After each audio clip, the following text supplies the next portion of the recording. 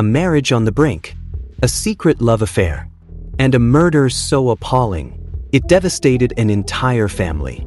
She was a faithful wife and mother. He was her husband's brother. And what began as furtive glances and clandestine meetings turned into cold-blooded murder. But here's the question: was it love? Was it revenge? Or was this murder premeditated from the get-go? This is the true crime story of a deadly affair, and trust me, you won't believe how it ends. In the small town of Fairview, Texas, Jessica Monroe was known as the perfect wife. She had everything: a beautiful home in a quiet suburban neighborhood, a loving husband, Mark Monroe, who worked hard to provide for their family, and 2 young children who were the center of her world. From the outside, Jessica's life was picture perfect. But behind closed doors, it wasn't quite so perfect as it appeared. Mark was a successful businessman, working late most nights, occasionally away for days at a time. And when Mark wasn't at home, his younger brother, Ryan Monroe, was. Ryan was the polar opposite of Mark. Mark was responsible, hardworking, stable. Ryan was reckless, charismatic, a free spirit. Jessica had known Ryan since she married Mark. He was the cool uncle to her children, the family's black sheep, never settling down. But one evening, everything changed. It began innocently enough: a bottle of wine, a discussion about life, love, and regrets.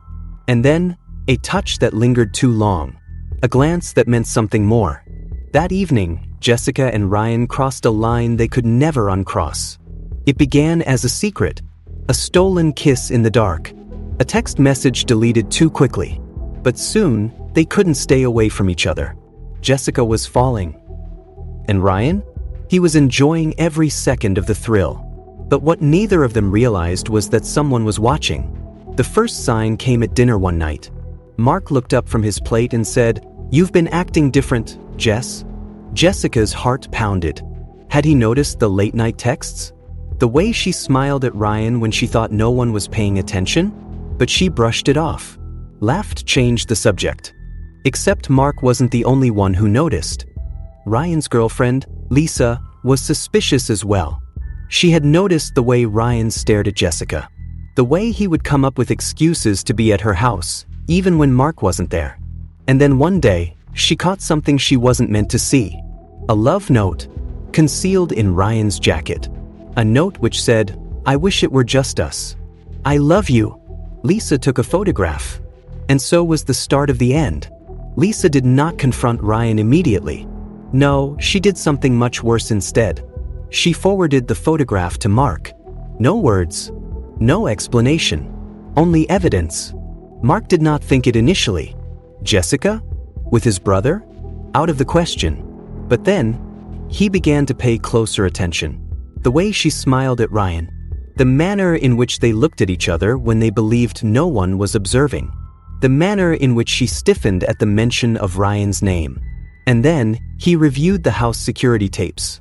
And what he witnessed chilled his blood. Ryan and Jessica, alone in the house, kissing. The date? 2 weeks earlier.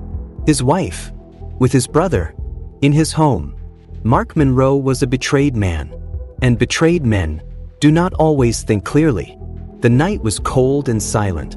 Jessica didn't have a clue that Mark knew everything. She didn't have a clue that he was waiting, watching, planning. Ryan approached like he always did. They believed they were alone. They believed nobody else was at home. But they were wrong. Mark waited in the dark, a kitchen knife in his grip. And when he caught sight of them together, it was all over in seconds. Jessica screamed. Ryan struggled to fight back, but Mark was mad with rage. The knife sank into Ryan's chest, again and again. And then, silence. Jessica stood paralyzed in shock. Her lover was murdered. Her husband loomed over him, hands dripping with blood. And she knew she was next. The 911 call was placed at 2:47 a.m. Jessica was trembling. Her voice was hysterical. "My husband, he murdered him. He murdered Ryan." Police officers found Ryan Monroe's lifeless body on the living room floor. Mark was seated in a chair, his hands stained with his brother's blood. When officers questioned him about what had occurred, he didn't even attempt to deny it. "They betrayed me. I had to do it."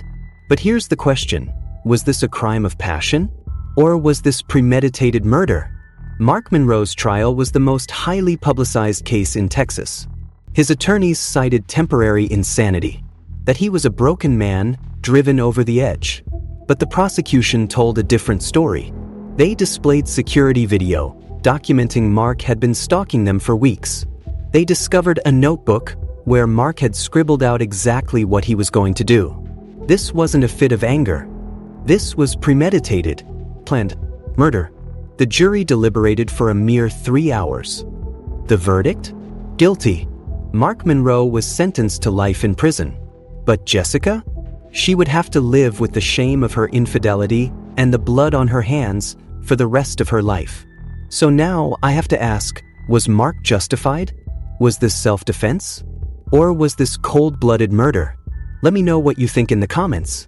And if you're a fan of true crime stories, be sure to like, subscribe, and hit that notification bell for more. Because sometimes, the darkest secrets are the ones that lie right within our own homes.